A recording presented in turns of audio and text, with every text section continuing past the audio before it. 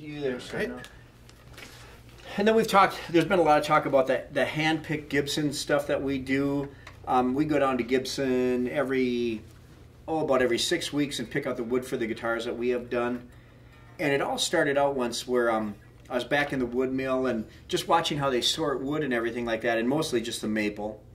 They sort their mahogany too by weight mostly, but I was looking at their maple and we were going by a pile of what they graded as plain maple.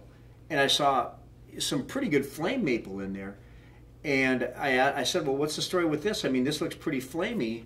And he said, well, it's not quite good enough for 59 reissues or whatever, so we're putting it down and downgrading it to like plain wood, so we'll spray a gold top over it or whatever. And I was like going, you'd spray paint, a solid color over this wood? And he says, oh, yeah, yeah.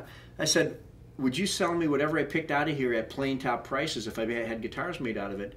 And he's like, well, let me check, So we went and checked with the head guy, and he said, sure. So, I mean, ever since that, I've been going through there. Every time they get a big batch of plain wood in, I'll go through, and I'll go through 400 or 500 tops, and, they're split down the middle, folded out. So I'm just looking at a square piece of wood that's flat. It's not carved yet or anything like that. But we'll go through 400 or 500 tops of their plain top wood and come up with some that are pretty exotic. I mean, like this is one there that was in their plain top batch.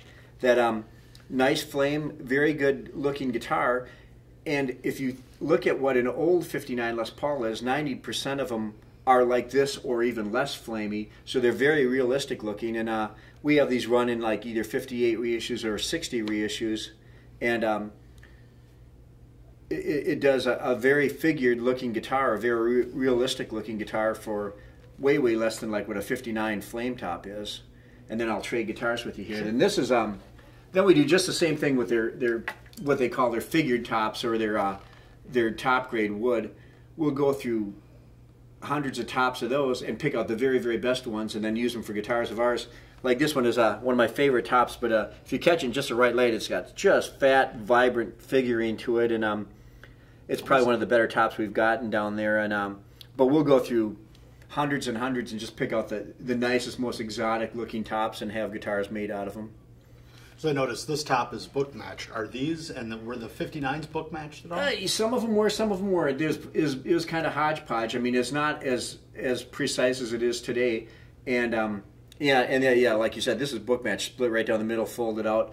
Some of these are, some of them are a little mismatched on them, and that's to me what makes them look really real. And the figuring on that is this one is just like, yeah, almost looks rippled. Yeah, that one's to die for. That's a great one.